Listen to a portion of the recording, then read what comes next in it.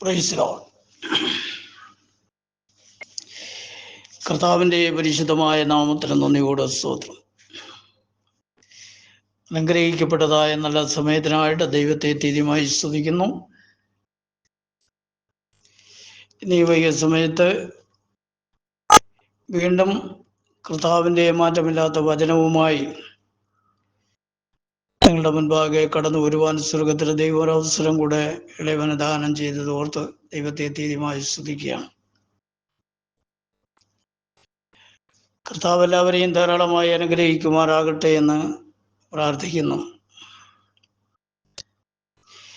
JCNDSD അഥവാ യേശു ക്രിസ്തുവിൻ്റെ പുതിയ നിയമരക്ഷയുടെ ഉപദേശം എന്ന ഈ വാട്സപ്പ് ഗ്രൂപ്പിലും ഫേസ്ബുക്കിലും യൂട്യൂബിലുമൊക്കെയായി നിങ്ങളെ ശ്രമിക്കുന്ന എല്ലാ പ്രിയപ്പെട്ടവരെയും കർത്താവ് ധാരാളമായി അനുഗ്രഹിക്കുമാറാകട്ടെ എന്ന് ആത്മാർത്ഥതയോടെ പ്രാർത്ഥിക്കുന്നു. നിത്യജീവ മൊഴികൾ എന്ന വിശുദ്ധ വചന പരമ്പരയിൽ എളിയവന് വീണ്ടും ദൈവവചനവുമായി കടന്നു വരുവാൻ സ്വർഗം സഹായിച്ച കൃപകളെ ഓർത്ത് ദൈവത്തെ അധികമായി സ്തുതിക്കുന്നു. യേശുക്രിസ്തുവിൻ്റെ മനുഷ്യത്വം എന്ന വിഷയമാണ് കഴിഞ്ഞ 2-3 ആഴ്ചകളായി സംസാരിച്ചു കൊണ്ടിരിക്കുന്നത്. അതേ വിഷയത്തിൻ്റെ 4-ാമത്തെ ഭാഗം വീണ്ടും സംസാരിക്കുവാനായിട്ട് താല്പര്യപ്പെടുകയാണ്. യേശുക്രിസ്തു കേവലം ഒരു മനുഷ്യൻ മാത്രമാണ് എന്ന് ചിന്തിക്കുന്നവരും അങ്ങനെ വിശ്വസിക്കുന്നവരും മറ്റുള്ളവരെ ആ നിലയിൽ പഠിപ്പിക്കുന്നവരുമായി ധാരാളം ആളുകൾ സഭാസമൂഹങ്ങളിലുണ്ട്. എന്നാൽ യേശുക്രിസ്തുവിനെ കുറിച്ച് ദൈവവചനം എന്തു പറയുന്നു എന്നുള്ളതാണ് നാം പരിശോധിക്കുകയും പഠിക്കുകയും മനസ്സിലാക്കുകയും ചെയ്യേണ്ടതും ചെയ്യുന്നതും. യേശുക്രിസ്തുവിൻ്റെ മനുഷ്യത്വം എന്ന വിഷയം പഠിക്കുമ്പോൾ അവൻ്റെ ദൈവത്വം എന്ന വിഷയം പോലെ സുദീർഘമായി പഠിക്കുവാനുള്ള ഒരു വിഷയമാണ്. കാരണം അവൻ്റെ ദൈവത്വം എന്ന് ആരംഭിച്ചു അന്നു മുതൽ തന്നെ അവൻ്റെ മനുഷ്യത്വം ഉണ്ടായിരുന്നു എന്ന് ദൈവവചനത്തിലൂടെ പഠിക്കുവാനായിട്ട് കഴിയുന്നു. സ്തോത്രം. യോഹന്നാന്റെ സുവിശേഷം 1-ാം അധ്യായത്തിന്റെ 1-ാമത്തെ വാക്യഭാഗത്തിൽ നാം പഠിക്കുന്നത് ഇങ്ങനെയാണ്: ആദിയിൽ വചനം ഉണ്ടായിരുന്നു, വചനം ദൈവത്തോടു കൂടെ ആയിരുന്നു, വചനം ദൈവമായിരുന്നു. അത് പിന്നീട് അതിൻ്റെ 14-ാമത്തെ വാക്യഭാഗം വായിക്കുമ്പോൾ വചനം ജഡമായി തീർന്നു, കൃപയും സത്യവും നിറഞ്ഞവനായി നമ്മുടെ ഇടയിൽ പാർത്തു. ദൈവമായിരുന്നവൻ വചനമായിരുന്നു എന്നും ആ വചനമാണ് ജഡമായി തീർന്നതെന്നും തിരുവചനം പഠിപ്പിക്കുന്നു. വചനം ജഡമായി തീർന്നവനാണ് കർത്താവായ യേശു ക്രിസ്തു. അവൻ കൃപയും സത്യവും നിറഞ്ഞവനായി നമ്മുടെ ഇടയിൽ പാർത്തു എന്ന് തിരുവചനം വളരെ വ്യക്തമായിട്ട് നമ്മെ പഠിപ്പിക്കുകയാണ്. ഇന്ന് പകൽക്കാലം കർത്താവ് ഏവരെയും ധാരാളമായി അനുഗ്രഹിക്കുമാറാകട്ടെ എന്ന ആത്മാർത്ഥതയോടെ പ്രാർത്ഥിക്കുകയാണ്. പല നിലകളിലുള്ളതായ തെറ്റായ ഉപദേശങ്ങൾ ലോകവ്യാപകമായി പ്രചരിച്ചു കൊണ്ടിരിക്കുകയും വാസ്തവമായും ജീവനുള്ള ദൈവത്തെ സംബന്ധിച്ച് വളരെ അവഹേളനപരമായിട്ടുള്ള വാക്കുകൾ സംസാരിക്കുകയും പ്രചരിപ്പിക്കുകയും ചെയ്യുന്ന ധാരാളം ആളുകൾ ലോകത്തിൽ ഇറങ്ങി പുറപ്പെട്ടിട്ടുണ്ട്. അതൊക്കെയും സാത്താന്റെ തന്ത്രങ്ങളാണ് എന്ന് തിരുവചനത്തിന്റെ യാഥാർത്ഥ്യങ്ങൾ പഠിക്കുന്ന വ്യക്തികൾക്ക് മനസ്സിലാക്കുവാനായിട്ട് കഴിയും. സ്തോത്രം. ദൈവനാമത്തെ വളരെയധികം നിഷേധിക്കുകയും ദൈവനാമത്തെ ദൂഷിക്കുകയും വളരെ വഷളായി അതേക്കുറിച്ച് സംസാരിക്കപ്പെടുകയും ചെയ്യുന്നതായ ഒരു സമൂഹം ഇന്ന് ലോകത്തിൽ ശക്തമായി കൊണ്ടിരിക്കുകയാണ്. എന്നാൽ ദൈവവചനത്തിൻ്റെ യാഥാർത്ഥ്യങ്ങൾ ഗ്രഹിക്കുകയും സത്യം മനസ്സിലാക്കി അതിൽ ജീവിക്കുവാൻ താല്പര്യപ്പെടുകയും ചെയ്യുന്ന ചെറിയൊരു കൂട്ടം ആളുകൾ ഭൂമുഖത്തുണ്ട്. അങ്ങനെയുള്ളതായ വിശുദ്ധന്മാരെ ചേർക്കേണ്ടതിന് വേണ്ടിയാണ് പരിശുദ്ധനായ കർത്താവ് വീണ്ടും വരുവാൻ പോകുന്നത് എന്ന കാര്യം നാം ഓരോരുത്തരും മനസ്സിലാക്കിക്കൊള്ളേണ്ടതും ആവശ്യമാണ്. തങ്ങൾക്ക് ബോധിച്ച മാതിരി ദൈവവചനത്തിൻ്റെ വസ്തുതകൾക്ക് വിരുദ്ധമായും ദൈവവിശ്വാസീയമായ വചനത്തെ മാനുഷികമാകുന്ന ഇഷ്ടങ്ങൾക്ക് വേണ്ടി ദുരുപയോഗം ചെയ്യുകയും ചെയ്തുകൊണ്ട് വിശുദ്ധന്മാരാണ്, ദൈവമക്കളാണ്, പെന്തക്കോസ്തുകാരാണ്, യേശുക്രിസ്തുവിൻ്റെ നാമക്കാരാണ് എന്നൊക്കെ പറഞ്ഞുകൊണ്ട് ഈ ലോകത്തിൻ്റെ മാർഗങ്ങളിലൂടെ കടന്നു പോകുന്ന ഒരൊറ്റ വ്യക്തിക്ക് പോലും കർത്താവിൻ്റെ രാജ്യത്തിൽ പങ്കാളിത്തം വഹിക്കുവാൻ കഴിയുകയില്ല എന്ന് ദൈവവചനം വളരെ വ്യക്തമായിട്ട് നമ്മെ ഓർമ്മപ്പെടുത്തുന്നുണ്ട്. അതുകൊണ്ടെല്ലാം പ്രിയപ്പെട്ടവരും ഈ അന്ത്യകാലത്ത് തിരുവചനത്തിൻ്റെ സത്യങ്ങൾ ഗ്രഹിക്കണം, സത്യത്തിന് വേണ്ടി നിലകൊള്ളണം, കർത്താവിനായി സമർപ്പണമുള്ളവരായി കാണപ്പെടണം എന്ന് ആഗ്രഹിച്ചുകൊണ്ട് തിരുവചന യാഥാർത്ഥ്യങ്ങളിൽ ചിലത് നിങ്ങളുടെ മുൻപാകെ ഈ വൈകിയ സമയത്തും വചനത്തെ സത്യം കൊണ്ടുവരുവാനായിട്ട് താല്പര്യപ്പെടുകയാണ്. യോഹന്നാന്റെ 1-ാമത്തെ ലേഖനം 5-ാം അധ്യായത്തിൻ്റെ 20-ാമത്തെ വേദഭാഗം വായിക്കുമ്പോൾ നമുക്ക് വളരെ പരിചിതമായിട്ടുള്ള ഒരു വചനഭാഗമാണ്. ദൈവപുത്രൻ വന്നു എന്നും സത്യദൈവത്തെ അറിയുവാൻ നമുക്ക് വിവേകം തന്നു എന്നും നാം അറിയുന്നു. നാം സത്യദൈവത്തിൽ അവൻ്റെ പുത്രനായ യേശു ക്രിസ്തുവിൽ തന്നെയാകുന്നു. അവൻ സത്യദൈവവും നിത്യജീവനുമാകുന്നു എന്ന് അവിടെ നമുക്ക് കാണുവാൻ കഴിയുന്നു. സർവശക്തനായ ദൈവം പുത്രത്വം സ്വീകരിച്ച് അഥവാ മനുഷ്യത്വം സ്വീകരിച്ച് ജഡത്തിൽ അവൻ വെളിപ്പെട്ട് ഈ ലോകത്തിൽ വന്നതുകൊണ്ടാണ് സത്യദൈവത്തെ നമുക്ക് അറിയുവാൻ ഇടയായി തീർന്നത്. അതിനുള്ളതായ ഒരു വിവേകം, തിരിച്ചറിവ് സ്വർഗത്തിലെ ദൈവം വിശ്വസിക്കുന്ന തൻ്റെ മക്കൾക്ക് നൽകുവാൻ ഇടയായി തീർന്നിട്ടുണ്ട്. പിന്നീട് അവിടെ നമ്മൾ വായിക്കുന്നത് നാം സത്യദൈവത്തിലാണ്. ദൈവത്തെ അറിയേണ്ട പോലെ അറിയുവാൻ ഇടയായിത്തീരുന്ന ഏതൊരു വ്യക്തിയും ദൈവത്തിലും ദൈവം അവനിലുമാകുന്നു എന്ന് ദൈവവചനം വളരെ വ്യക്തമാക്കുന്നുണ്ട്. പിന്നീട് ഇവിടെ നമ്മൾ കാണുന്നത് നാം സത്യദൈവത്തിൽ അവൻ്റെ പുത്രനായ യേശു ക്രിസ്തുവിൽ തന്നെയാകുന്നു, അവൻ സത്യദൈവവും നിത്യജീവനുമാകുന്നു എന്ന് അവിടെ രേഖപ്പെടുത്തിയിരിക്കുകയാണ്. പ്രിയമുള്ള ശ്രോതാക്കളെ, ദൈവമക്കളെ,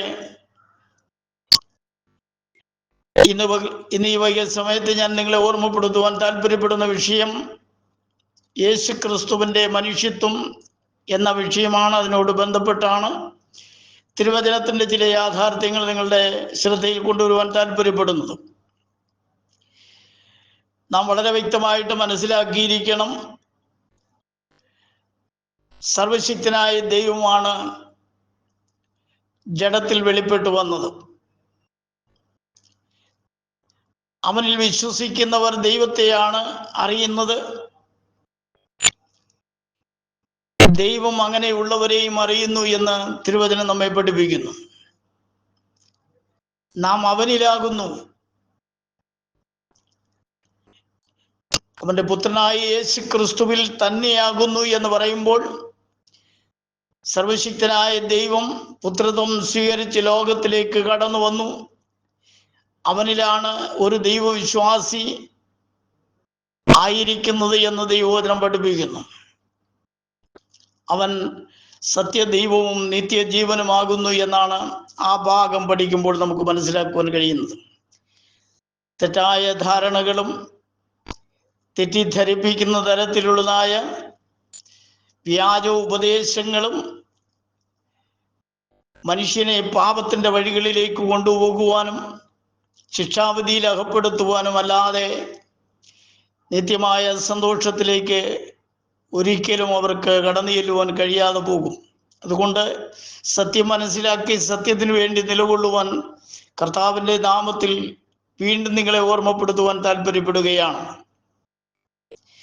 യോഹന്നാന്റെ 1-ാമത്തെ ലേഖനം 3-ാം അധ്യായത്തിന്റെ 5-ാമത്തെ വാക്യഭാഗം നമ്മൾ വായിക്കുമ്പോൾ അവിടെ കാണുന്നത്, പാപങ്ങളെ നീക്കുവാൻ അവൻ പ്രത്യക്ഷനായി എന്ന് നിങ്ങൾ അറിയുന്നുവല്ലോ,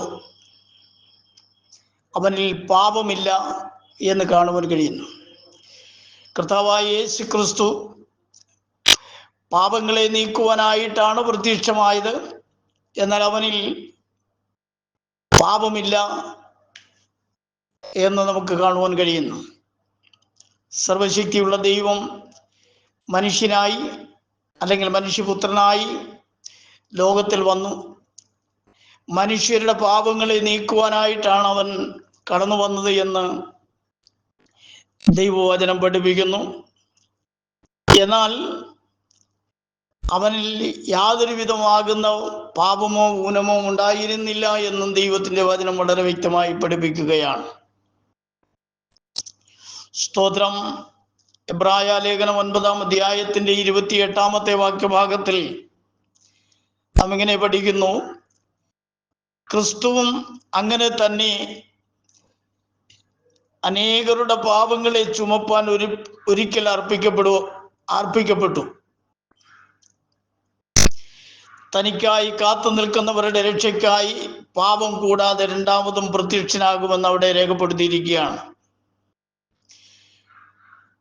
ക്രിസ്തുവും അങ്ങനെ തന്നെ അനേകരുടെ പാപങ്ങളെ ചുമപ്പാൻ ഒരിക്കൽ അർപ്പിക്കപ്പെട്ടു എന്നാണ് കാണുവാൻ കഴിയുന്നത്. അനേകരുടെ പാപങ്ങളെ ചുമന്നൊഴിപ്പാനായിട്ടാണ് അവൻ കടന്നു വന്നത്. അവൻ അവർക്ക് വേണ്ടി അർപ്പിക്കപ്പെടുവാനിടയായി തീർന്നു എന്നും ഇനി അവൻ രണ്ടാമത് പ്രത്യക്ഷനാകും. എന്തിനു വേണ്ടി എന്ന് ചോദിച്ചാൽ, തനിക്കായി കാത്തു നിൽക്കുന്നവരുടെ രക്ഷയ്ക്കായി പാപം കൂടാതെ രണ്ടാമതും അവൻ പ്രത്യക്ഷനാകുമെന്നാണ്. പ്രിയമുള്ള ദൈവമക്കളെ, കർത്താവിനായി കാത്തു നിൽക്കുന്നവരുടെ രക്ഷയ്ക്കായിട്ടാണ് വീണ്ടും അവൻ കടന്നു വരുന്നത്. കർത്താവിനെ അറിയേണ്ടും പോലെ അറിയുകയും കർത്താവിൻ്റെ മഹത്വം തിരിച്ചറിഞ്ഞ് അവനെ അനുഗമിക്കുകയും അവനിൽ വിശ്വസിക്കുകയും അവനെ അനുധാവനം ചെയ്യുകയും ചെയ്യുന്നതായ തൻ്റെ മക്കൾ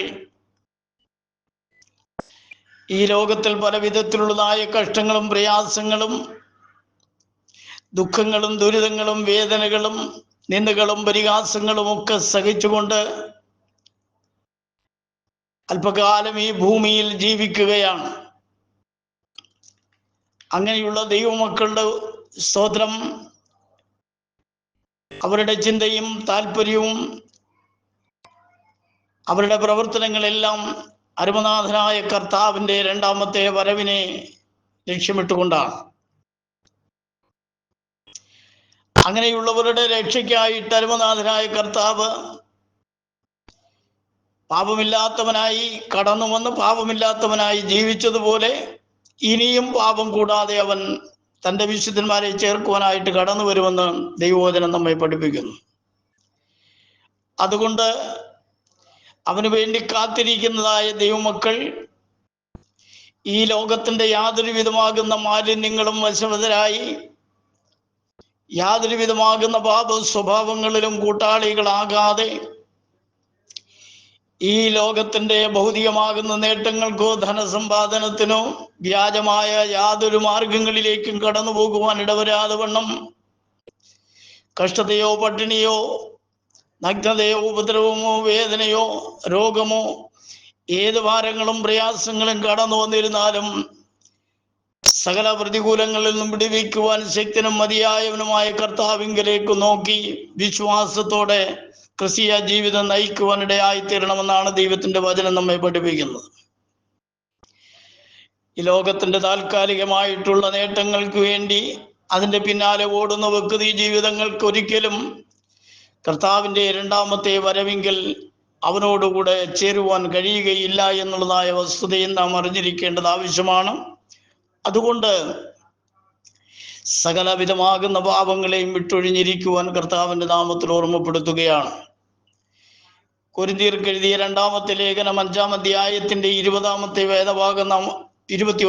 വേദഭാഗം നാം വായിക്കുമ്പോൾ അവിടെ കാണുന്നത്, പാപമറിയാത്തവനെ നാം അവനിൽ ദൈവത്തിന്റെ നീതിയാകേണ്ടതിന് അവൻ നമുക്ക് വേണ്ടി പാപമാക്കി എന്നവിടെ കാണുവാൻ കഴിയുന്നു. പാപമറിയാത്തവനായിരുന്നു, പരിശുദ്ധനായിരുന്നു നമ്മുടെ കർത്താവ്. അവനിൽ ദൈവത്തിന്റെ നീതിയാകേണ്ടതിന് വേണ്ടി നാം ഓരോരുത്തരും അവൻ നമുക്ക് വേണ്ടി പാപമാക്കി എന്നാണ് ദൈവവചനത്തിലൂടെ കാണുവാൻ കഴിയുന്നത്. കാരണം അവനിൽ പാപമില്ലായിരുന്നു. അവൻ നമുക്ക് വേണ്ടി, നാം ദൈവത്തിന്റെ നീതിയാകേണ്ടതിന് വേണ്ടി അവൻ സ്വയം പാപമാക്കി എന്നാണ് ദൈവവചനത്തിലൂടെ കാണുവാൻ കഴിയുന്നത്. മത്തായി സുവിശേഷം 1-ാം അധ്യായത്തിന്റെ 20-ാമത്തെ വാക്യഭാഗത്തിൽ നമുക്ക് നന്നായി അറിയാവുന്ന ഒരു വചനഭാഗമാണ്. ഇങ്ങനെ നനച്ചിരിക്കുമ്പോൾ കർത്താവിന്റെ ദൂതൻ അവന് സ്വപ്നത്തിൽ പ്രത്യക്ഷനായി, ദാവീദിന്റെ മകനായ യോസഫേ, നിന്റെ ഭാര്യയായ മറിയെ ചേർത്തുകൊള്ളുവാൻ നീ ശങ്കിക്കേണ്ട. അവളിൽ ഉൽപ്പാദിതമായത് പരിശുദ്ധാത്മാവിലാകുന്നു എന്ന് 20-ാമത്തെ വാക്യഭാഗത്തിൽ നാം കാണുന്നു. സ്തോത്രം. ചരിത്രം നമുക്കറിയാം. യോസഫ് മറിയെ ഉപേക്ഷിക്കുവാനുള്ളതായ ഒരു തീരുമാനത്തിൽ എത്തിച്ചേർന്നു എന്നും, കാരണം അവർ വിവാഹിതരാകുന്നതിന് മുമ്പേ അവൾ ഗർഭിണിയായി എന്നുള്ള വാർത്ത അവൻ അറിഞ്ഞപ്പോഴാണ് അവളെ ഗൂഢമായി ഉപേക്ഷിപ്പാൻ തീരുമാനിച്ചത് എന്ന് തിരുവചനം പഠിപ്പിക്കുന്നു. ഇങ്ങനെ അവന്റെ ഹൃദയത്തിൽ നനച്ചിരിക്കുമ്പോഴാണ് അരുമനാഥനായ കർത്താവ് തന്റെ ദൂതനെ അയച്ച് തന്നോട് സംസാരിക്കുന്നത്. നീ അവളെ ചേർത്ത് കൊള്ളേണ്ടതിന് യാതൊരു കാരണവശാലും നീ ശങ്കിക്കേണ്ട. അവളിൽ ഉൽപ്പാദിതമായത് പരിശുദ്ധാത്മാവിലാകുന്നു എന്നവനെ ഓർമ്മപ്പെടുത്തി. അതിന്റെ 21-ാമത്തെ വാക്യഭാഗത്തിൽ നമ്മൾ വായിക്കുന്നത്, അവൾ ഒരു മകനെ പ്രസവിക്കും, അവൻ തൻ്റെ ജനത്തെ അവരുടെ പാപങ്ങളിൽ നിന്നും രക്ഷിപ്പാനിരിക്കൊണ്ട് നീ അവന് യേശു എന്ന് പേരിടണം എന്ന് പറഞ്ഞു. സ്തോത്രം. മറിയ പ്രസവിക്കുന്ന മകൻ തൻ്റെ ജനമാകുന്ന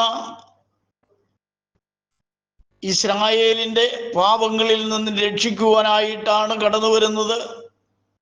അതുകൊണ്ട് നീ അവനെ രക്ഷകൻ എന്നർത്ഥമുള്ള യേശു എന്ന് പേർ വിളിക്കണമെന്ന് യോസഫിനോട് പറയുവാനിടയായി തീർന്നു. സ്തോത്രം. യേശു ക്രിസ്തുവിന്റെ മനുഷ്യത്വം എന്ന വിഷയമാണല്ലോ നാം പഠിക്കുന്നത്. യേശു ക്രിസ്തു കേവലം മനുഷ്യൻ മാത്രമായിരുന്നില്ല എന്നും ഉള്ള വസ്തുത നാം അറിയേണ്ടതിന് വേണ്ടിയാണ് ഞാൻ ഈ വചനഭാഗങ്ങൾ നിങ്ങളുടെ ശ്രദ്ധയിൽ കൊണ്ടുവരുവാൻ താല്പര്യപ്പെട്ടത്. മത്തായി സുവിശേഷം 26-ാം അധ്യായത്തിന്റെ 39-ാമത്തെ വാക്യഭാഗം നമ്മൾ വായിക്കുമ്പോൾ, പിന്നെ അവൻ അല്പം മുൻപോട്ട് ചെന്ന് കവിണ്ണു വീണു, പിതാവേ, കഴിയുമെങ്കിൽ ഈ പാനപാത്രം എങ്കിൽ നിന്നും നീങ്ങിപ്പോകണമേ, എങ്കിലും ഞാൻ ഇച്ഛിക്കും പോലെ അല്ല, നീ ഇച്ഛിക്കും പോലെ ആകട്ടെ എന്ന് പ്രാർത്ഥിച്ചു. അവന് കഷ്ടനാളിൽ അവനുണ്ടായതായ വ്യഥ നിമിത്തമായിട്ട് അസഹനീയമായി അവന്റെ മനുഷ്യത്വത്തിൽ തോന്നി.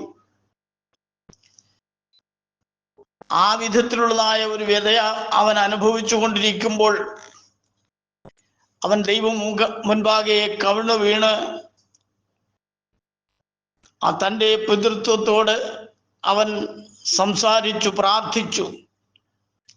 കഴിയുമെങ്കിൽ ഈ പാനപാത്രമെങ്കിൽ നിന്നും നീങ്ങിപ്പോകണമേ എന്നവൻ പ്രാർത്ഥിച്ചു. എന്നാൽ അതിനോട് ചേർന്ന് അവൻ പറയുന്നത്, എങ്കിലും ഞാൻ ഇച്ഛിക്കും പോലെ അല്ല, നീ ഇച്ഛിക്കും പോലെ ആകട്ടെ എന്ന് പ്രാർത്ഥിച്ചു. ദൈവം എന്താണ് ഉദ്ദേശിക്കുന്നത്, അതുപോലെ ദൈവം ആഗ്രഹിക്കുന്നത് പോലെ തന്നെ തന്നിൽ നടക്കണമെന്ന് താൻ സമർപ്പിക്കുന്നതായിട്ട് നമുക്ക് കാണുവാൻ കഴിയുന്നു. കാരണം മരിക്കുവാൻ വേണ്ടി മാത്രമാണ് അവൻ ലോകത്തിൽ വന്നത്. അവൻ്റെ മനുഷ്യത്വമാണ് ലോകത്തിൻ്റെ പാപം തൻ്റെ ശരീരത്തിൽ വഹിച്ചുകൊണ്ട് ക്രൂശിൽ യാഗമായി തീർന്നത് എന്ന് പഠിക്കുവാൻ കഴിയുന്നു. അവനിലുള്ള ദൈവത്വത്തിന് ഒരിക്കലും മരിക്കുവാൻ കഴിയുകയില്ല. കാരണം ദൈവം നിത്യനാണ്. സ്തോത്രം. അവൻ്റെ മനുഷ്യത്വമാണ് കാൽവറിയിൽ യാഗമായി തീർന്നത് എന്ന് നമുക്ക് വളരെ വ്യക്തമായി പഠിക്കുവാൻ കഴിയുന്നുണ്ട്.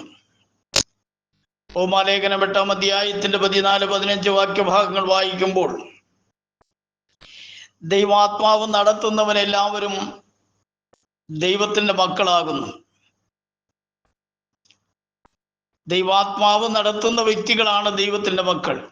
ഇന്ന് ലോകത്തിൽ പിശാചിന്റെ വഴികളിലൂടെ നടക്കുന്നവരും പിശാചിന്റെ പാത പിൻപറ്റുന്നവരും പിശാചിന്റെ വാക്കുകൾ അനുസരിച്ച് നടക്കുന്നവരും എല്ലാവരും സ്തോത്രം ഞങ്ങൾ ദൈവമക്കളാകുന്നു എന്ന് സ്വയം അവകാശപ്പെടുന്നവരാണ്.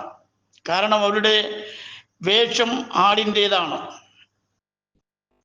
എന്നാൽ ഉള്ളിൽ കടിച്ചു കീറുന്ന ചെന്നായ്ക്കളുടെ സ്വഭാവമാണ് എന്ന് പലരെയും കുറിച്ച് നമുക്ക് വളരെ വ്യക്തമായിട്ടും പഠിക്കുവാൻ കഴിയുന്നുണ്ട്. എന്നാൽ ദൈവമക്കളെന്ന് അവകാശപ്പെടുവാൻ കഴിയുന്നത് ദൈവാത്മാവ് നടത്തുന്നവൻ ആരോ അവന് മാത്രമാണ്. ദൈവാത്മാവ് ഒരുവനെ നടത്തുവാൻ ഇടയായി തീരണമെങ്കിൽ എങ്ങനെ ദൈവാത്മാവ് അവനിൽ പ്രവേശിക്കുവാൻ ഇടയായി തീരുമെന്നുള്ളതിനെ കുറിച്ച് ദൈവവചനം നിർദ്ദേശിക്കുന്ന അതേ നിലയിൽ മാത്രമല്ലാതെ മാനുഷികമാകുന്ന സങ്കല്പങ്ങളിലൂടെ ആർക്കും ദൈവാത്മാവിനെ സ്വന്തമാക്കുവാനായിട്ട് കഴിയുകയില്ല. യഹൂദന്മാരോട് കർത്താവിന്റെ ദാസനായ വിശുദ്ധ പത്രോസ് അപ്പോസ്തലൻ പറഞ്ഞത്, നിങ്ങൾ മാനസാന്തരപ്പെട്ട് നിങ്ങളുടെ പാപങ്ങളുടെ മോചനത്തിനായി ഓരോരുത്തരും യേശുക്രിസ്തുവിന്റെ നാമത്തിൽ സ്നാനമേൽപ്പീൻ, എന്നാൽ പരിശുദ്ധാത്മാവെന്ന ദാനം ലഭിക്കുമെന്നാണ്. ഇത് യഹൂദന്മാർക്ക് നൽകിയ നിർദ്ദേശമാണ് എന്ന് വളരെ വ്യക്തമായി നമുക്ക് പഠിക്കുവാൻ കഴിയും. എന്നാൽ പൊതുവിൽ ജാതികളായിട്ടുള്ള ഏവരെയും ഉൾക്കൊള്ളിച്ചുകൊണ്ട് കർത്താവ് സംസാരിച്ച ഒരു കാര്യം യോഹന്നാന്റെ സുവിശേഷം 1-ാം അധ്യായത്തിന്റെ 12-ാമത്തെ വാക്യഭാഗത്തിൽ വിശുദ്ധ യോഹന്നാൻ അപ്പോസ്തലൻ പ്രസ്താവിക്കുന്നത് ഇങ്ങനെയാണ്. അതിന്റെ 10 മുതലുള്ള ഭാഗങ്ങൾ പഠിക്കുമ്പോൾ, അവൻ സ്വന്തത്തിലേക്ക് വന്നു. സർവശക്തനായ ദൈവം തൻ്റെ സ്വന്തം ജനമായിരിക്കുന്ന ഇസ്രായേലിന്റെ അല്ലെങ്കിൽ യഹൂദന്മാരുടെ അടുക്കലേക്ക് കടന്നു വന്നു. സ്വന്തമെന്ന് കരുതിയവരോ അവനെ കൈക്കൊണ്ടില്ല. സ്വന്തത്തിലേക്ക് അവൻ വന്നിട്ടും സ്വന്തമായവർ അവനെ കൈക്കൊള്ളാതിരുന്നപ്പോൾ മറ്റൊരു ചിന്തയിലേക്ക് സ്വർഗത്തിലെ ദൈവം തിരിഞ്ഞു. അവനെ കൈക്കൊണ്ട് അവന്റെ നാമത്തിൽ വിശ്വസിക്കുന്ന ഏവർക്കും ദൈവമക്കളാകുവാനുള്ളതായ അധികാരം കൊടുത്തു എന്നാണ് ദൈവവചനത്തിലൂടെ കാണുവാൻ കഴിയുന്നത്. കർത്താവായ യേശു ക്രിസ്തുവിനെ കർത്താവും ദൈവവും രക്ഷകനുമായിട്ട് ഹൃദയത്തിൽ വിശ്വാസത്താൽ സ്വീകരിച്ച് അവന്റെ നാമത്തിൽ വിശ്വസിച്ച് നിലനിൽക്കുന്ന ഏതൊരു വ്യക്തിയെയും ദൈവം തൻ്റെ മകളായി തീരുവാനുള്ളതായ അവകാശം നൽകിയിട്ടുണ്ട്. അങ്ങനെയുള്ളവരെയാണ് ദൈവാത്മാവ് നടത്തുന്നവർ എന്ന് പറയപ്പെടുവാനിടയായിത്തീരുന്നത്. പുറമേയുള്ള വേഷ സംവിധാനങ്ങളിലൂടെ ഞങ്ങൾ വിശ്വാസികളാണ്, ബന്ധുക്കോസുകാരാണ്, ദൈവമക്കളാണ് എന്നൊക്കെ സ്വയം വീമ്പിളക്കുന്നത് കൊണ്ട് ആർക്കും ആ പദവി ലഭിക്കുമെന്ന് ചിന്തിക്കരുത്. ദൈവവചനത്തിൻ്റെ വ്യവസ്ഥ അനുസരിക്കുന്നവർക്ക് മാത്രമാണ് ആ പദവി ലഭിക്കുവാൻ ഇടയായിത്തീരുന്നത് എന്ന് ദൈവത്തിൻ്റെ വചനം വളരെ വ്യക്തമായിട്ട് നമ്മെ ഓർമ്മപ്പെടുത്തുകയാണ്. സ്തോത്രം. അതിൻ്റെ 15-ാമത്തെ വാക്യഭാഗത്തിൽ, റോമർ 8-ന്റെ 15-ാമത്തെ വാക്യഭാഗത്തിൽ, നിങ്ങൾ പിന്നെയും ഭയപ്പെടേണ്ടതിന് ദാസ്യത്തിൻ്റെ ആത്മാവിനെ അല്ല, നാം അബ്ബാ പിതാവേ എന്ന് വിളിക്കുന്ന പുത്രത്വത്തിൻ്റെ ആത്മാവിനെ അത്രേ പ്രാപിച്ചത് എന്ന് നമുക്ക് കാണുവാൻ കഴിയുന്നു. ദൈവത്തിൻ്റെ പരിശുദ്ധാത്മാവിനെ സംബന്ധിച്ച് വിവിധങ്ങളാകുന്ന സംശയങ്ങളും തർക്കങ്ങളും വാദങ്ങളും ഉപദേശങ്ങളും ഒക്കെ ഉണ്ടല്ലോ ലോകത്തിൽ. എന്നാൽ ദൈവത്തിൻ്റെ പരിശുദ്ധാത്മാവിനെ സംബന്ധിച്ച് ഇവിടെ കർത്താവിൻ്റെ ദാസൻ ഓർമ്മപ്പെടുത്തിയിരിക്കുന്നു, നിങ്ങൾ പിന്നെയും ഭയപ്പെടേണ്ടതിന്. സ്തോത്രം. ദാസ്യത്തിൻ്റെ ആത്മാവിനെ അല്ല നിങ്ങൾക്ക് നൽകിയത്. പരിശുദ്ധാത്മാവ് എന്ന് പറയുന്നത് ദാസ്യത്തിൻ്റെ ആത്മാവല്ല. നാം അബ്ബാ പിതാവേ എന്ന് വിളിക്കുന്ന പുത്രത്വത്തിൻ്റെ ആത്മാവിനെ അത്രേ പ്രാപിച്ചത്. അപ്പ എന്ന് വിളിക്കുന്നതും പിതാവേ എന്ന് വിളിക്കുന്നതുമെല്ലാം കർത്താവായ യേശു ക്രിസ്തുവിനെ ആകുന്നു എന്ന് വളരെ വ്യക്തമായിട്ടും ഈ വാക്യഭാഗം നമ്മെ ഓർമ്മപ്പെടുത്തുകയാണ്. നമ്മുടെ അപ്പനെന്നും നമ്മുടെ പിതാവെന്നും നാം വിളിക്കുന്നത് നമ്മുടെ മുൻപാകെ മനുഷ്യത്വം സ്വീകരിച്ച് ജഡത്തിൽ വെളിപ്പെട്ടു വന്ന സർവശക്തിയുള്ള ദൈവമായ കർത്താവായ യേശു ക്രിസ്തുവിനെ ആകുന്നു എന്ന് വളരെ വ്യക്തമായിട്ടും ദൈവവചനം നമ്മെ പഠിപ്പിക്കുകയാണ്. സ്തോത്രം. ഇവിടെ പറയുന്നു, അബ്ബാ പിതാവേ എന്ന് വിളിക്കുന്ന പുത്രത്വത്തിൻ്റെ ആത്മാവിനെ എത്രയും നാം പ്രാപിച്ചത് എന്ന് കാണുവാൻ കഴിയുന്നു. മനുഷ്യന്റെ പാപങ്ങൾക്ക് വേണ്ടി ദൈവത്തിനും ദൂതന്മാർക്കും മരിക്കുവാൻ കഴിയുന്നതല്ല. അതിന് അവൻ ദൂതന്മാരിലും താഴ്ച വന്നവനായി തീർന്നു എന്ന് തിരുവചനത്തിലൂടെ നമുക്ക് പഠിക്കുവാൻ കഴിയുന്നുണ്ട്. ദൂതന്മാരിലും താഴ്ച വന്നവൻ എന്ന് പറയുന്നത് സർവശക്തനായ ദൈവത്തെ സംബന്ധിച്ചാണ്. അങ്ങനെ കഴിയുമോ എന്ന് ചിലരൊക്കെ ചിന്തിച്ചെന്ന് വരാം. പക്ഷേ കഴിയും. ദൈവത്തിന് അസാധ്യമായതൊന്നുമില്ലല്ലോ. എബ്രായ ലേഖനം 2-ന്റെ 7-ാമത്തെ വാക്യഭാഗത്തിൽ നാം ഇങ്ങനെ വായിക്കുന്നു, നീ അവനെ ദൂതന്മാരെക്കാൾ അല്പം മാത്രം താഴ്ത്തി തേജസ്സും ബഹുമാനവും അവനെ അണിയിച്ചിരിക്കുന്നു. ദൂതന്മാരെക്കാളും അല്പം താഴ്ച വന്നവനായിട്ടാണ് നമ്മുടെ കർത്താവ് ലോകത്തിൽ വരുവാനിടയായി തീർന്നത്. എങ്കിലും തേജസ്സും ബഹുമാനവും അവനിൽ പൂർണ്ണമായിരുന്നു എന്ന് നമുക്ക് കാണുവാൻ കഴിയുന്നു.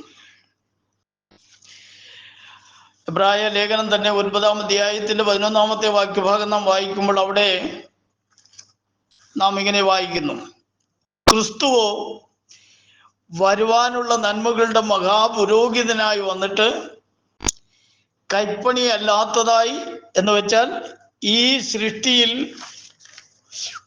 ഉൾപ്പെടാത്തതായി വലിപ്പവും തികവേറിയതുമായ ഒരു കൂടാരത്തിൽ കൂടി ആട്ടുകൊറ്റന്മാരുടെയും പശുക്കിടാങ്ങളുടെയും രക്തത്താലല്ല, സ്വന്തം രക്തത്താൽ ഒരിക്കലായിട്ട് വിശുദ്ധ മന്ദിരത്തിൽ പ്രവേശിച്ച് എന്നേക്കുമുള്ള വീണ്ടെടുപ്പ് സാധിച്ചു എന്നാണ് നമുക്ക് കാണുവാൻ കഴിയുന്നത്. കർത്താവായ യേശു ക്രിസ്തുവിനെ സംബന്ധിച്ച് നമ്മൾ പഠിക്കുമ്പോൾ സ്തോത്രം ഇവിടെ വളരെ വ്യക്തമായിട്ട് ഓർമ്മപ്പെടുത്തുകയാണ്, വരുവാനുള്ള നന്മകളുടെ മഹാപുരോഹിതനായിട്ടാണ് അവൻ വന്നത്. അവന്റെ മനുഷ്യത്വത്തിൽ അവൻ കടന്നു വന്നത് മഹാപുരോഹിതനായിട്ടും അവൻ കടന്നു വന്നതായിട്ട് നമുക്ക് കാണുവാൻ കഴിയുന്നു. കൈപ്പണി അല്ലാത്തതായി എന്ന് വെച്ചാൽ ഈ സൃഷ്ടിയിൽ ഉൾപ്പെടാത്തതായി, ലോക സൃഷ്ടിയിൽ ഉൾപ്പെടാത്തതാണ് കർത്താവ്. സ്തോത്രം. അവൻ വലിപ്പവും തികവേറിയതുമായ ഒരു കൂടാരത്തിൽ കൂടെ ആട്ടുകൊറ്റന്മാരുടെയും പശുക്കിടാങ്ങളുടെയും രക്തത്താലല്ല, തൻ്റെ സ്വന്തം രക്തത്താൽ ഒരിക്കലായിട്ട് വിശുദ്ധ മന്ദിരത്തിൽ പ്രവേശിച്ച് എന്നേക്കുമുള്ളതായ വീണ്ടെടുപ്പ് സാധിച്ചു എന്നാണ് നമുക്കിവിടെ കാണുവാൻ കഴിയുന്നത്. അവന്റെ മനുഷ്യത്വമാണ് മാനവകുലത്തിന്റെ വീണ്ടെടുപ്പിനായി അവൻ അർപ്പിക്കപ്പെടുവാൻ ഇടയായി തീർന്നത് എന്ന് വളരെ വ്യക്തമായിട്ട് നമുക്ക് പഠിക്കുവാൻ കഴിയുന്നുണ്ട്. യേശു ക്രിസ്തുവിന്റെ മനുഷ്യത്വത്തിന്റെ പൂർണ്ണതയെക്കുറിച്ച് ധാരാളം വചന തെളിവുകൾ നമുക്ക് തിരുവചനത്തിലൂടെ ലഭിക്കുന്നതാണ്. സ്തോത്രം. ദൈവത്വത്തിൽ നിന്നും വേർപെട്ട ഒരു മനുഷ്യത്വമല്ലായിരുന്നു തനിക്കുണ്ടായിരുന്നത്. യേശു ക്രിസ്തുവിന്റെ ദൈവത്വവും മനുഷ്യത്വവും യോജിച്ചിരുന്നതായി നമുക്ക് പഠിക്കുവാൻ കഴിയുന്നുണ്ട്. അവന്റെ മനുഷ്യാവതാരത്തിന്റെ ഉദ്ദേശം മാനവ കുലത്തിനു വേണ്ടി മരിക്കുക, ഉയർത്തെഴുന്നേൽക്കുക, സ്വർഗാരോഹണം ചെയ്യുക എന്നുള്ളതായിരുന്നു. ഈ ശുശ്രൂഷകൾ താൻ സ്വയം നിർവഹിക്കേണ്ടതിന് വേണ്ടി മനുഷ്യനായവൻ ലോകത്തിലേക്ക് വന്നു എന്നാണ് തിരുവചനത്തിലൂടെ നമുക്ക് പഠിക്കുവാൻ കഴിയുന്നത്. സ്തോത്രം. മനുഷ്യന്റെ ആരംഭം മുതൽ അവസാനം വരെ മനുഷ്യജാതിയോടുള്ള ദൈവത്തിന്റെ സകല ഇടപാടുകളുടെയും അടിസ്ഥാനം കാൽവറി ക്രൂശാണ് എന്ന് പഠിക്കുവാൻ കഴിയുന്നു. സ്തോത്രം. മനുഷ്യ സൃഷ്ടിയുടെ ആരംഭം മുതൽ അതിൻ്റെ പര്യവസാനം വരെയും മനുഷ്യജാതിയോടുള്ള ദൈവത്തിൻ്റെ സകല ഇടപാടുകളും അടിസ്ഥാനപ്പെട്ടിരിക്കുന്നത് കാൽവറി ക്രൂശിലാണ്. ആ ക്രൂശിനെ മറന്നുകൊണ്ട് ക്രൂശിന്റെ വഴികളെ വിട്ട് മാനുഷികമാകുന്ന സ്വന്തം വഴികൾ തിരഞ്ഞെടുത്ത് ആർക്കെങ്കിലും ദൈവത്തിൻ്റെ സന്നിധിയിൽ കടന്നു പോകാം എന്ന് കരുതിയാൽ അത് വൃഥാ പരിശ്രമമാണ് എന്ന് മനസ്സിലാക്കിക്കൊള്ളേണ്ടത് ആവശ്യമാണ്. സ്തോത്രം. മനുഷ്യന്റെ എല്ലാ പ്രവൃത്തികളും വിഫലമാണ്. എന്നാൽ ദൈവം സകലത്തിനും സകലവുമാണ്.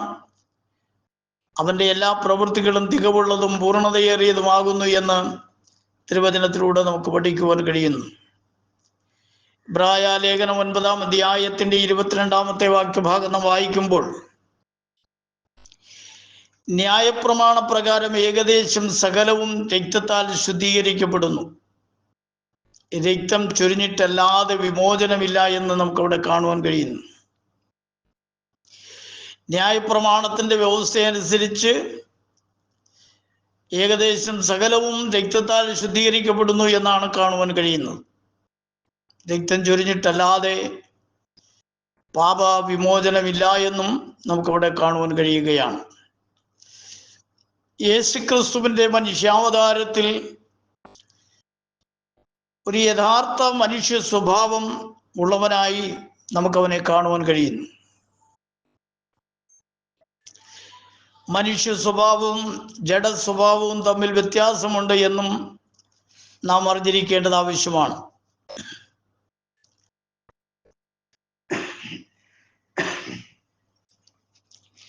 മനുഷ്യ സ്വഭാവവും ജഡ സ്വഭാവവും തമ്മിൽ വ്യത്യാസമുണ്ട് എന്ന് നമുക്ക് പഠിക്കുവാൻ കഴിയുന്നു. ഇബ്രായ ലേഖനം 4-ാം അധ്യായത്തിന്റെ 15-ാമത്തെ വാക്യഭാഗത്തിൽ നാം ഇങ്ങനെ വായിക്കുന്നു: നമുക്കുള്ള മഹാപുരോഹിതൻ നമ്മുടെ ബലഹീനതയിൽ സഹതാപം കാണിപ്പാൻ കഴിയാത്തവനല്ല, പാപമൊഴികെ സർവത്തിലും നമുക്ക് തുല്യമായി പരീക്ഷിക്കപ്പെട്ടവൻ അത്രയും നമുക്കുള്ളത് എന്ന് നമുക്കവിടെ കാണുവാൻ കഴിയുന്നു. നമ്മോട് സഹതാപം കാണിപ്പാൻ കഴിയുന്നവനാണവൻ. അവൻ പാപമൊഴികെ സകലത്തിലും നമുക്ക് തുല്യമായി പരീക്ഷിക്കപ്പെട്ടവനുമാകുന്നു എന്ന് തിരുവചനം നമ്മെ വ്യക്തമാക്കുകയാണ്. യേശുവിൻ്റെ മനുഷ്യത്വം യഥാർത്ഥ മാനുഷികമായിരുന്നു, എന്നാൽ അത് പാപരഹിതമായിരുന്നു എന്ന് നമുക്ക് പഠിക്കുവാൻ കഴിയുന്നു.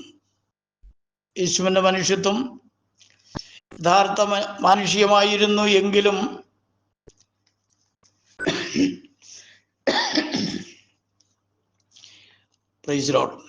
അത് പാപരഹിതമായിരുന്നു എന്ന് വളരെ വ്യക്തമായി നമുക്ക് പഠിക്കുവാൻ കഴിയുന്നു. മനുഷ്യത്വത്തിൻ്റെ എല്ലാ നല്ല ഗുണങ്ങളും അവനിൽ തുല്യമായി സമ്മേളിച്ചിരുന്നു എന്നും നമുക്ക് പഠിക്കുവാൻ കഴിയുകയാണ്. സക്കറിയാവിന്റെ പുസ്തകം 9-ാം അധ്യായത്തിന്റെ 9-ാമത്തെ വാക്യഭാഗത്തിൽ നാം ഇങ്ങനെ വായിക്കുന്നു: സിയോൻ പുത്രിയെ ഉച്ചത്തിൽ ഘോഷിച്ച് ആനന്ദിക്കാം, യെരുശലേം പുത്രിയെ ആർപ്പിടുക, ഇതാ നിന്റെ രാജാവ് നിന്റെ അടുക്കൽ വരുന്നു, അവൻ നീതിമാനും ജയശാലിയും താഴ്മയുള്ളവനുമായി കഴുതപ്പുറത്തും പെൺകഴുതയുടെ കുട്ടിയായ ചെറുകഴുതപ്പുറത്തും കയറി വരുന്നു എന്നവിടെ രേഖപ്പെടുത്തിയിരിക്കുന്നത് നമുക്ക് കാണുവാൻ കഴിയുന്നു. സ്തോത്രം. യേശുക്രിസ്തുവിന്റെ മനുഷ്യത്വത്തെ കുറിച്ച് പഴയ നിയമത്തിലും രേഖപ്പെടുത്തിയിരിക്കുന്ന ചില ഭാഗങ്ങളാണ് നമുക്ക് ഇവിടെ പഠിക്കുവാൻ കഴിയുന്നത്. സ്തോത്രം. അവൻ നിന്റെ രാജാവാണ്, അവൻ യെരുശലേമിലേക്ക് വരുന്നു, അവൻ കഴുതപ്പുറത്ത് കയറി വരികയാണ്, അവൻ താഴ്മയുള്ളവനായി വരുന്നു, എങ്കിലും അവൻ ജയശാലിയായി നീതിമാനായി നിന്റെ അടുക്കലേക്ക് വരുന്നു എന്ന് കർത്താവിനെ കുറിച്ച് അവിടെ പ്രവാചകൻ പറയുന്നതായിട്ട് നമുക്ക് കാണുവാൻ കഴിയുന്നു. കഷ്ടത അനുഭവിക്കുന്ന മശിയ കഴുതപ്പുറത്ത് കയറി താഴ്മയുള്ളവനായിരുന്നു. പ്രവാചക പുസ്തകങ്ങളിലും യേശുക്രിസ്തുവിന്റെ മനുഷ്യത്വത്തെ കുറിച്ച് രേഖപ്പെടുത്തിയിട്ടുള്ള ഭാഗങ്ങളാണ് നമുക്ക് പഠിക്കുവാൻ കഴിയുന്നത്. ദാനിയേലിന്റെ പുസ്തകം 9-ാം അധ്യായത്തിന്റെ 25-ാമത്തെ വാക്യഭാഗം: അതുകൊണ്ട് നീ അറിഞ്ഞ് ഗ്രഹിച്ചു കൊള്ളേണ്ടതെന്തെന്നാൽ യെരുശലേമിനെ യഥാസ്ഥാനപ്പെടുത്തി പണിയുവാൻ കൽപ്പന പുറപ്പെടുന്നത് മുതൽ അഭിഷിക്തനായ ഒരു പ്രഭുവിനെ 7 ആഴ്ചവട്ടം 62 ആഴ്ച കൊണ്ട് അതിനെ വീതിയും കിടങ്ങുമായി കഷ്ടകാലത്ത് തന്നെ വീണ്ടും പണിയും. സ്തോത്രം എന്ന് നമുക്കവിടെ കാണുവാൻ കഴിയുന്നു. അഭിഷിക്തനായവന്റെ സ്തോത്രം അവന്റെ ഛേദത്തെക്കുറിച്ച് എഴുതിയിരിക്കുന്നത് നമുക്ക് പഠിക്കുവാൻ കഴിയുന്നു. സ്തോത്രം. ദാനിയേലിന്റെ 7-ാമത്തെ അധ്യായം 13-ാമത്തെ വാക്യഭാഗം വായിക്കുമ്പോൾ, രാത്രി ദർശനങ്ങളിൽ മനുഷ്യപുത്രനോട് സദൃശനായ ഒരുത്തൻ ആകാശമേഘങ്ങളോടെ വരുന്നത് കണ്ടു. അവൻ വയോധികന്റെ അടുക്കൽ ചെന്ന് അവനെ അവന്റെ മുൻപിൽ അടുത്തു വരുമാറാക്കി എന്ന് അവിടെ രേഖപ്പെടുത്തിയിരിക്കുന്നത് കാണുവാൻ കഴിയുന്നു. സ്തോത്രം. മനുഷ്യപുത്രനോട് സദൃശ്യനായവൻ വയോധികന്റെ അടുക്കൽ കടന്നു ചെന്നു അവന്റെ മുൻപിൽ അടുത്തു വരുമാറാക്കി എന്നാണ് അവിടെ രേഖപ്പെടുത്തിയിരിക്കുന്നത്. വയോധികൻ എന്ന് ഉദ്ദേശിക്കുന്നത് സർവശക്തനായ ദൈവത്തെയാണ്. സ്തോത്രം. അവൻ എന്നു മുതൽ എന്നു വരെ ഉണ്ടായിരുന്നവനാണെന്ന് ആർക്കും പറയുവാൻ കഴിയുന്നില്ല. അവന്റെ പ്രായത്തിന്റെ അളവ് നിശ്ചയിക്കുവാൻ ആർക്കും കഴിയുന്നതല്ല. അവൻ ആദ്യനും അന്ത്യനുമായവനാണ്. സ്തോത്രം. അതിന്റെ 14-ാമത്തെ വാക്യഭാഗത്തിൽ കാണുന്നു: സകല വംശങ്ങളും ജാതികളും ഭാഷക്കാരും അവനെ സേവിക്കേണ്ടതിന് അവന് ആധിപത്യവും മഹത്വവും രാജ്യത്വവും ലഭിച്ചു. അവന്റെ ആധിപത്യം നീങ്ങിപ്പോകാത്തത് നിത്യാധിപത്യവും അവന്റെ രാജ്യത്വം നശിച്ചു പോകാത്തതുമാകുന്നു എന്ന് കാണുവാൻ കഴിയുന്നു. സ്തോത്രം. പ്രവാചകൻ യെശയ്യാവ് പറയുന്നത് നമുക്കറിയാം. നമുക്കൊരു ശിശു ജനിച്ചിരിക്കുന്നു, നമുക്കൊരു മകൻ നൽകപ്പെട്ടിരിക്കുന്നു, ആധിപത്യം അവന്റെ തോളിലിരിക്കും.